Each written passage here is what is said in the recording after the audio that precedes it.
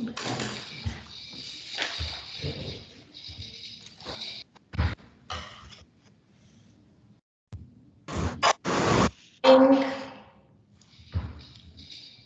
I said good morning. Shamita, are you here?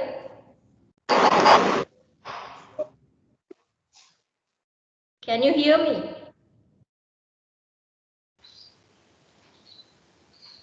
Vishal. Yes, ma'am. Yes. Okay. So how is it going? How's your lockdown going? I mean about the studies.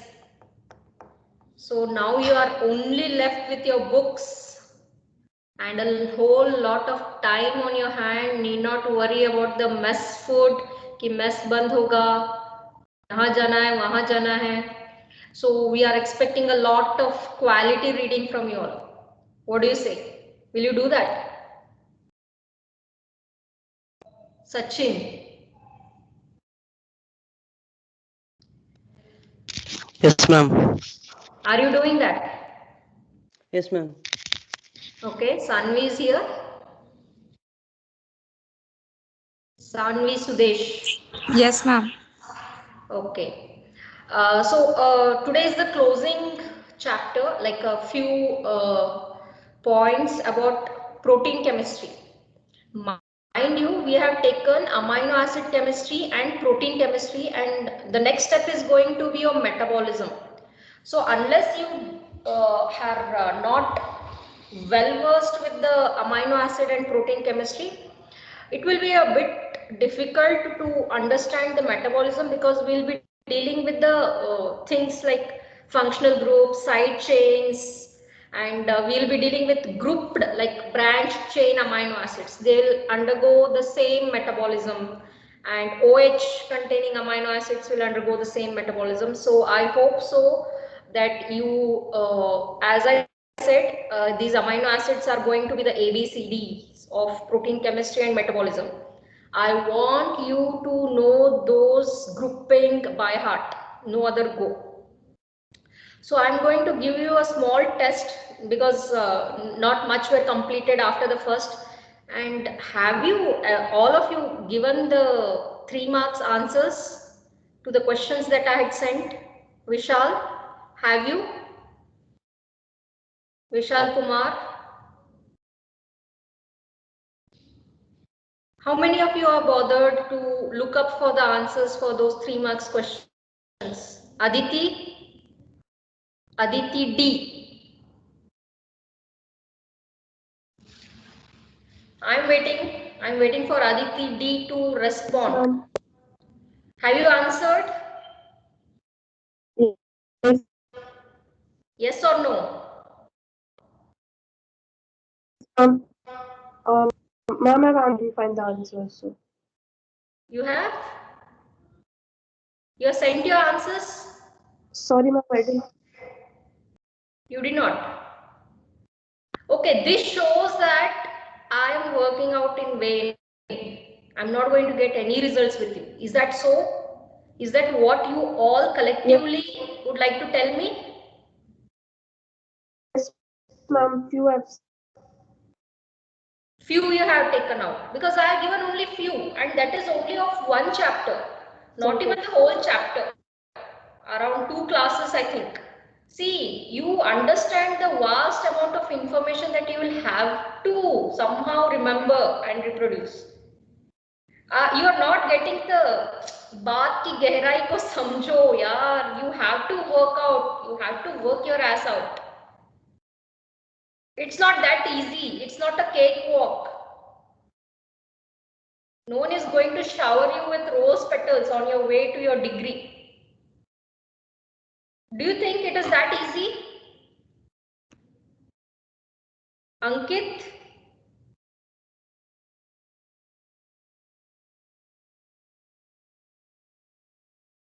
Fine, do whatever you want. As I said, you are all adults. You can take good decisions for yourself. And as a guide and you can take me, right? I just wanted to tell you all. Baki is your prerogative, like whether you'd like to do it or not. All the best. That's all I can say, right? So we'll start with the last bit of the protein chemistry, right? So what we were dealing with is like how to separate the proteins, right? So we had gone through the precipitate, all the properties. We had gone to purification and the methods, right? Right. So steps for determination of primary structure, right? It's a very small bit. I'm going to finish off the class quite early. So why you got to determine the primary structure? See, when we are saying that insulin has got two polypeptides, it has got two interchain disulfide bonds, one intrachain disulfide bond. So we understood, taking insulin as an example, why and how it affects the study of the structure, affects the medicine and the health and the disease, right? For example, we took the insulin. When we found out the primary structure of protein of that insulin, for sure, then we made an artificial insulin, and that changed the lives of many diabetic people. That helped in better control of their diabetes, preventing the complications that comes with the uncontrolled diabetes, right? So how do we determine? Not like just like XYZ said and all the A to X people believed it, right? So they had steps, they had proven the determination of primary structures. We'll go through how. So first step is when we are dealing with the quaternary structure of the protein, most of the proteins have tertiary structure, but few complex proteins have got quaternary structures. So we'll start with the highest organization of the protein, that is the quaternary structure. So what does the quaternary structure consist of? It consists of many polypeptide units, either identical or they are different non-identical subunits, right? These subunits are the different polypeptide chains. So first step is the determination of how many polypeptide chains are there in that quaternary protein, right? Next is each polypeptide chain. I would like to determine what are the amino acids. Like I am talking about amino acid composition. There is one more thing which is called as a sequence of amino acids. The second step is what are the amino acids that go in, not like when they are repeated, right? No sequencing still. Then I'll identify which is the N terminal and which is the C terminal. Then because this disulfide bond come within the primary structure, so next the fourth step is going to be I'll determine the disulfide bond where it is, and then I'll sequence the amino acids, right? So you can see the composition is the second step and sequencing is the last step of the determination of the primary structure. Coming to when we knew how the proteins were purified, right? Now we have the purified protein in our hand. So these polypeptide chains will be separated using 8 urea. That's the moles. That is the strength of the urea, 8 molar urea. So when we expose the polypeptide chain which is purified matlab there are no other proteins except the protein of interest, right? My interest of protein here would like to be insulin. So I will put insulin along with 8 molar urea. So the number of polypeptide chains will be determined. So they are separated. The A polypeptide and B polypeptide will be separated by urea. Then I'll treat with dansyl chloride. You will have to remember few of the chemicals here. They are not that difficult to remember, right? So the number of polypeptide chains, like when they are separated, then again they'll be treated with dansyl chloride. So what this dansyl chloride does is it goes and attaches to the N-terminal amino acids, and then they are again separated and studied. So how many N-terminal amino acids will be there? How many the number of polypeptide chains? That many N-terminal amino acids. So when the dansyl chloride goes and attaches to the N-terminal amino acids, those many polypeptide chains are there, right? Then these tagged polypeptides will be subjected to complete hydrolysis. So after this, what I got the number of the polypeptide chain, right? And then I take each of the polypeptides and I'll try and find the amino acid composition, which is my second step, right? This is how the dancyl fluoride goes and attaches to the N terminal, which is free, right? So this is the structure of the dancyl fluoride. This goes and attaches with the free amino N terminal, that is the amino terminal. So free amino group plus dancyl fluoride, which will form an dancylated amino acid, which is a fluorescent compound. So then fluorescence is a methodology. Like we study, like there are luminous subject like radium. Radium, it is radiologically studied. For example, the other than that, we have luminescent, that is chemically luminescent, chemically fluorescent. So these are read by instruments called as chemiluminescent immunoassay, that is CLIA, and fluorescent compound will be read fluoroscopically. There is something which catches the fluorescence, right? So when we add the dancyl fluoride, these goes and attaches to the free amino acids and it will give the fluorescence. So when we fluoroscopically study that, the number of fluorescence will be the number of the polypeptide chain. So this method is very sensitive even when the quality of the material available is really small, right? We can also have another method which is called as the Sanger's reaction, where we use the fluorodinitrobenzene, that is FDNB. This also goes and attaches to the amino group and causes the change which is called as dinitrobenzoyl amino acid. It changes the free amino group into dinitrobenzoyl amino acid, and again we'll hydrolyze it, and then it is identified by chromatographic separation. We have read, I have told you about the chromatography, and you will have a demo of it as well. As for now, you understand that chromatography, it has got a mobile phase and a stable phase. Here the stable phase, if we call it as a paper chromatography, it is going to be a paper which is specifically used. It's not like that your notebook paper will be used. It will be porous. So what happens? This will be put up on the chromatographic paper, and a mobile phase which is suitable is flown across it. So it will carry out and separate according to their size and charge. So the mobile phase is specific. The stable phase is also very specific. So this is chromatographic separation. You watch out for the, at least hope so you come back and see a live demo, right? So this is another method of separation and determination of the number of the polypeptides. Identification of C-terminal amino acid residues. So we have identified the N-terminal and the number of amino acid, number of polypeptides. Second is, I would like to know which amino acid is there on the C-terminal.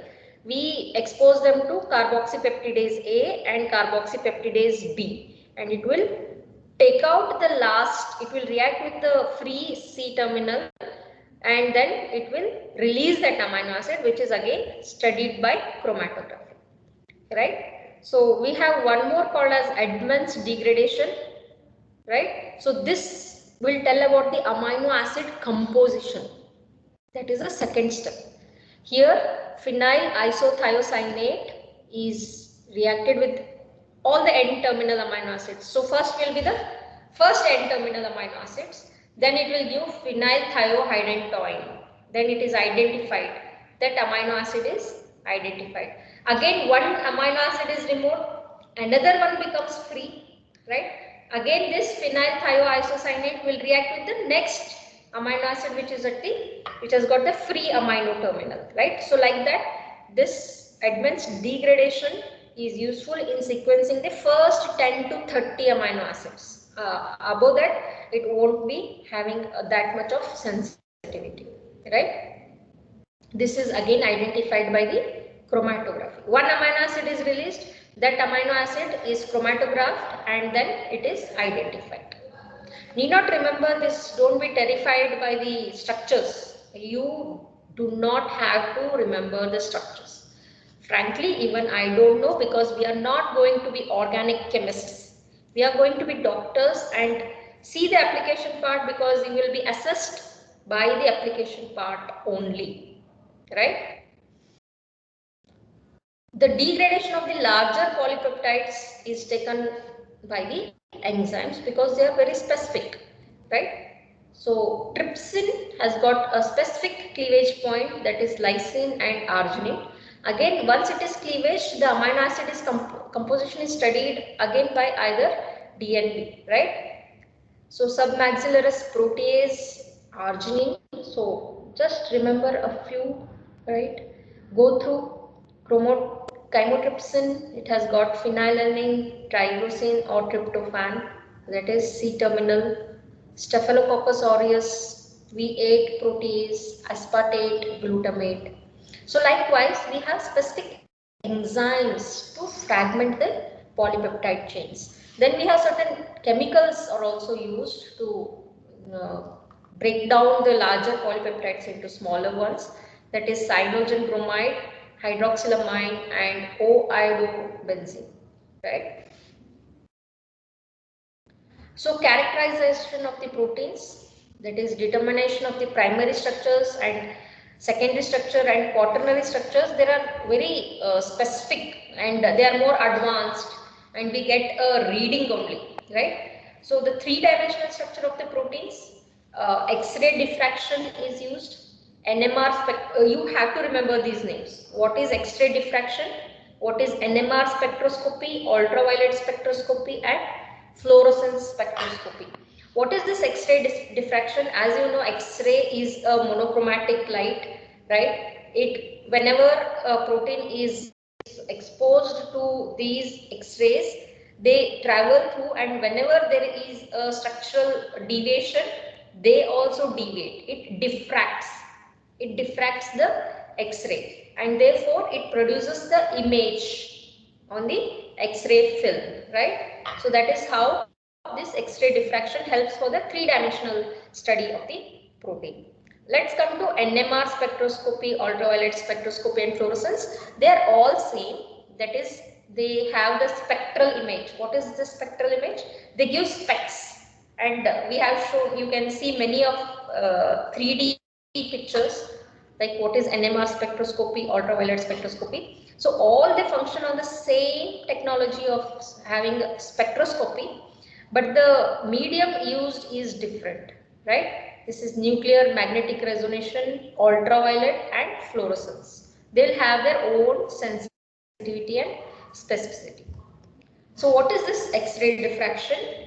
They require large, well-ordered protein crystals that contain a regular repeating array of identical molecules. So for this X-ray diffraction, which is the first, that is the basic technology, what is the disadvantage is that it needs large amount of protein, and it has to have purified protein. That means everything has to be the same, and it has to have that characteristic that it should diffract the X-rays strongly. Then only we can use it. So when a beam of monochromatic X-ray is directed at a well-ordered crystal, it diffracts the incident beam in a pattern form, which the structure of an individual molecules can be developed. This technique has revealed the three-dimensional structure of over 1,000 proteins. That has to be pure.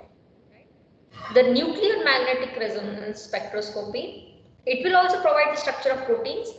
The advantage is that whenever the proteins are in solutions also, we can use this. Okay, they illustrate the dynamic side of the protein structure. So you don't get a film, you will get a series of film where the protein structure is changing and it is going to interact with the other proteins. So all these changes can be viewed by the NMR spectroscopy. It illustrates the dynamic side of protein structure. including whatever the conformation changes are going on, the protein folding interactions which are going on with other molecules, everything, right? So they can extend to solve protein structures up to 250 residues. So only small proteins can be studied with this NMR spectroscope. Why do we study protein structures? We had said that, right? A protein performs metabolic, structural, regulatory functions in a cell, and cellular biochemistry, what we are going to deal with for a year, is based on the interactions. It's based on the interactions between protein to protein. You will see that just the replication of DNA involves so many proteins, like initiation factors, termination factors, everything. So it's a game of proteins inside the body.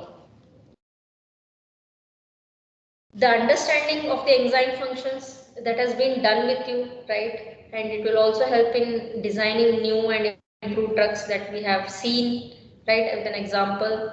And the relationship of sequence and function is primarily concerned with understanding the 3D folding, right? So all this binding, what are these binding sites, catalytic sites, how they interact, all this are a part of the tertiary structure, right? And we are seeing the significance, how this defect in the protein structures will result in disease. Sickle cell anemia, we have dealt with in detail, just one amino acid change, right? So instead of glutamate, we have valine, and how it produces the sticky ends and sickle cell anemia, and how severe this sickle cell anemia can be to people, right? So we know the importance of having a good protein structure.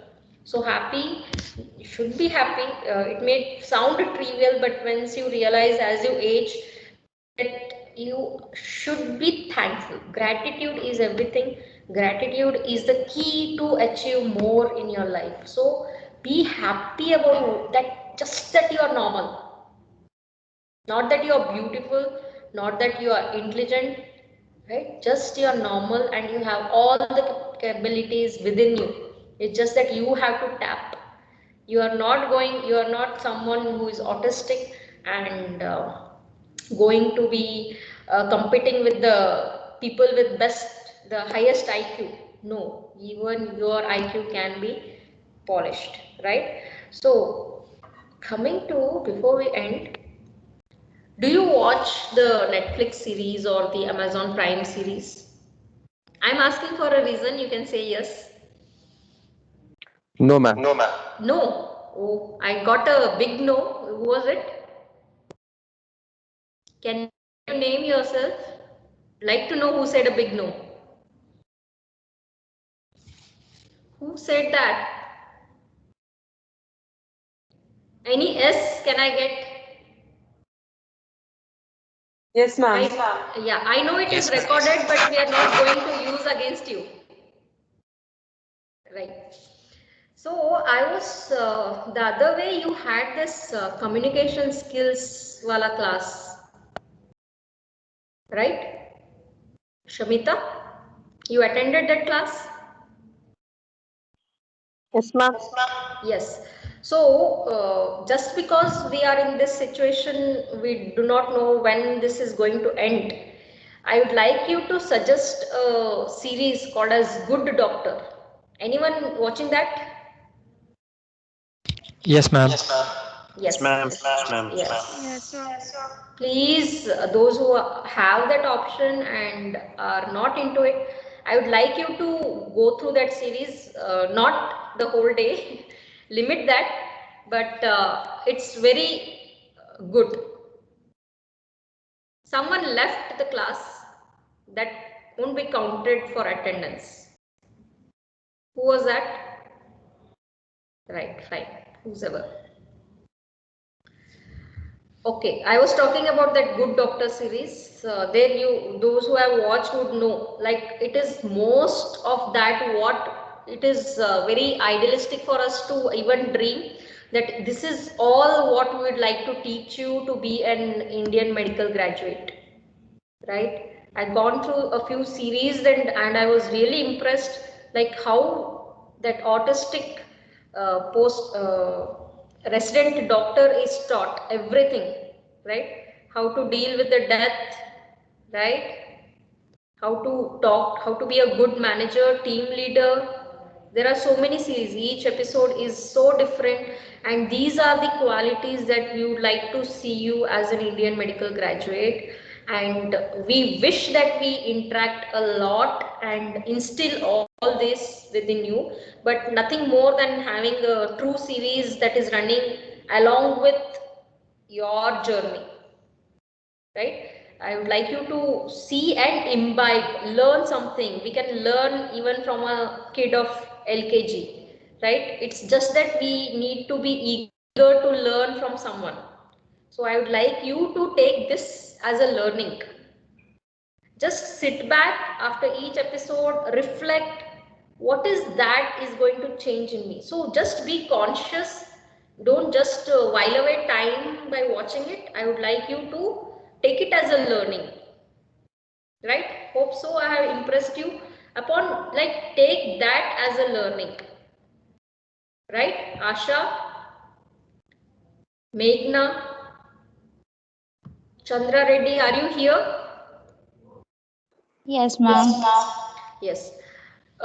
So be reflective on what you have seen, and I would like you to write the reflections, like how you felt and what is that even an iota of the change in thought that it has got, that episodes of the Good Doctor has got, right? Hope so. I'm not going to evaluate any reflections, but reflections are a great way of learning, right?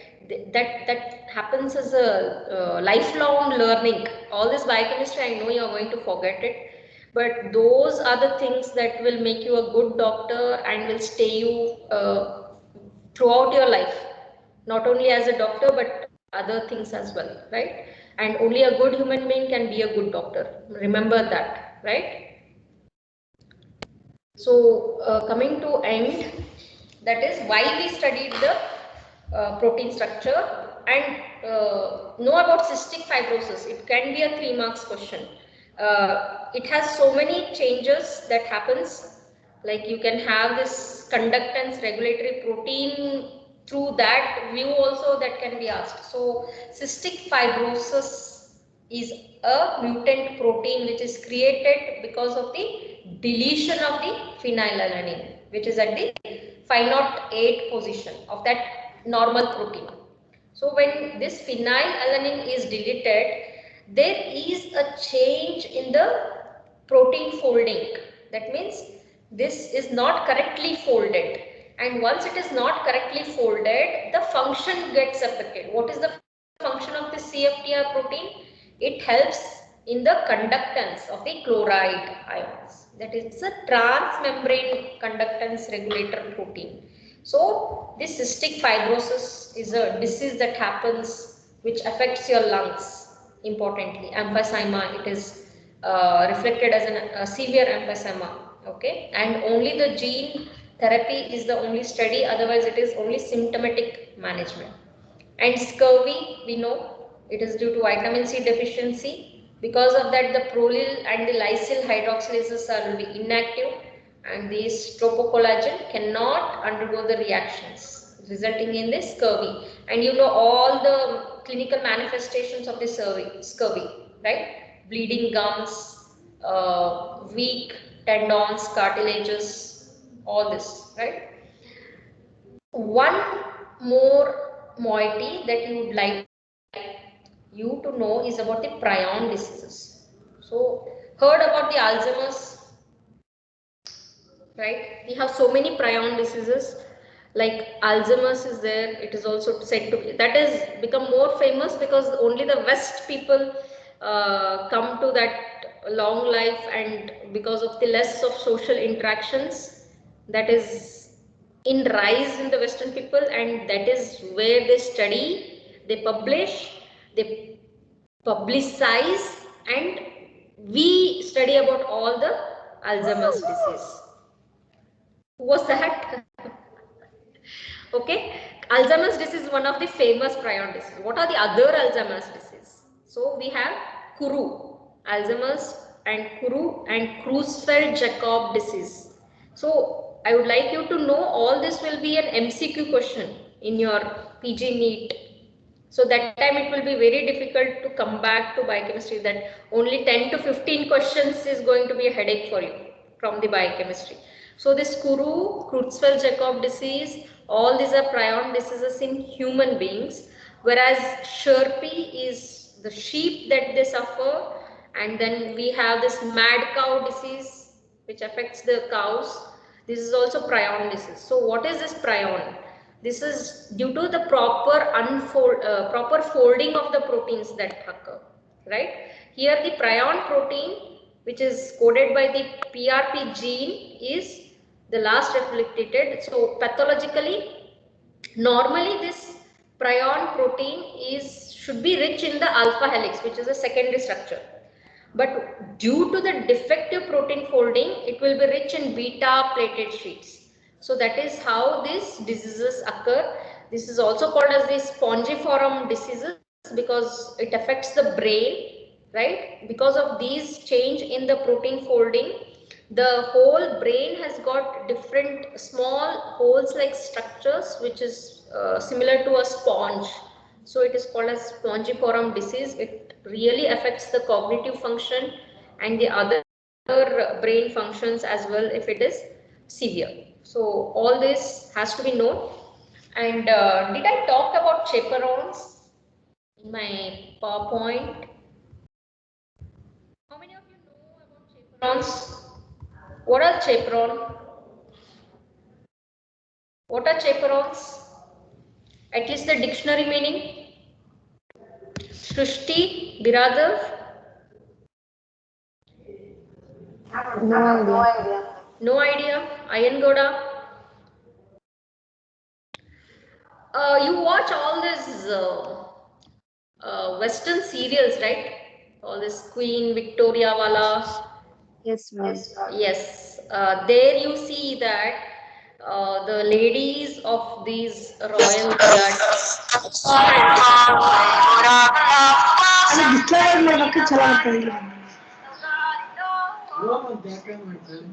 Who is that? Please mute yourself. Right. Devamma. Please mute yourself.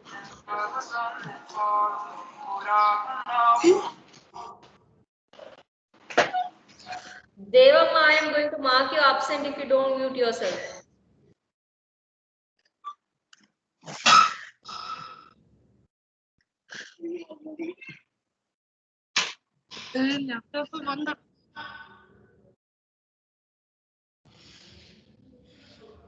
Right. So I was talking about chaperones. So there you will see that these younger ladies of these royal families will always be accompanied by one plump lady who will tell you that this is the Duke of so and so, this is the Prince of so and so kingdom. So those were called as chaperones. That is, they foresaw it, they guided the younger members of the dynasty to associate with good people. They saw how they associated with other and how they behaved and what are the rules and regulations that they would have to follow as a royal member. So those were called as chaperones. And then we have these terminologies taken from there and applied in protein chemistry, right? How? This protein folding, as we saw, is very important. It can make a do or die situation for that protein or the person if it is not properly folded, right? As you have seen.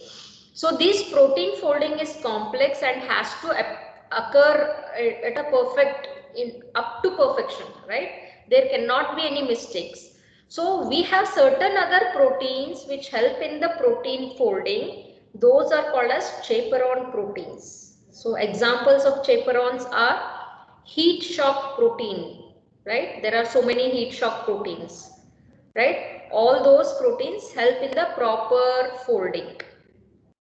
And it has seen that the protein folding is a complex process, and there are many theories that have been proposed, like how a protein exactly folds it to normal. If it were for random, if we thought that the protein folding occurs randomly, it would have to undergo so many permutation and combination to achieve the perfect protein folding that it would take light years for one protein to get folded for just 250 units.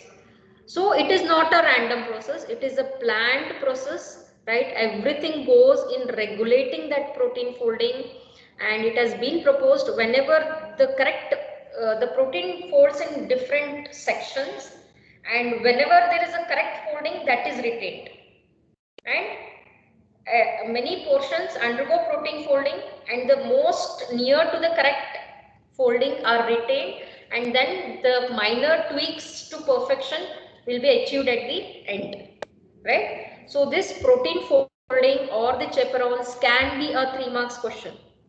So remember to form a proper writable answer for this protein folding. Fine, everyone. I'll be giving you more 3 marks questions and a few clinical cases, right, if you are interested. Otherwise, we'll see in the MCQ test and the IA when you come back. What say, Anusha? Would you like to respond to the questions that I gave you, or you'd like to accept the challenge of the IA and show that you can really score on your own without reading? Ananya, DK?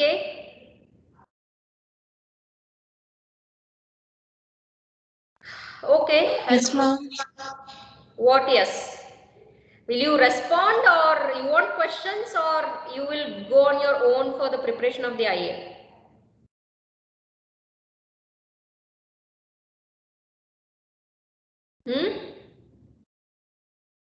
Ankit? Fine, we'll see. We'll see about that later. For on, I would like you to study the protein chemistry before we approach the protein metabolism. Fine. I'll be closing down the class, and all the best. That is what all I can say. Fine. Take care. Thank you, ma'am. Thank you, ma'am. Thank you, ma'am. Thank you, ma'am. Thank you, ma'am. Thank you, ma'am.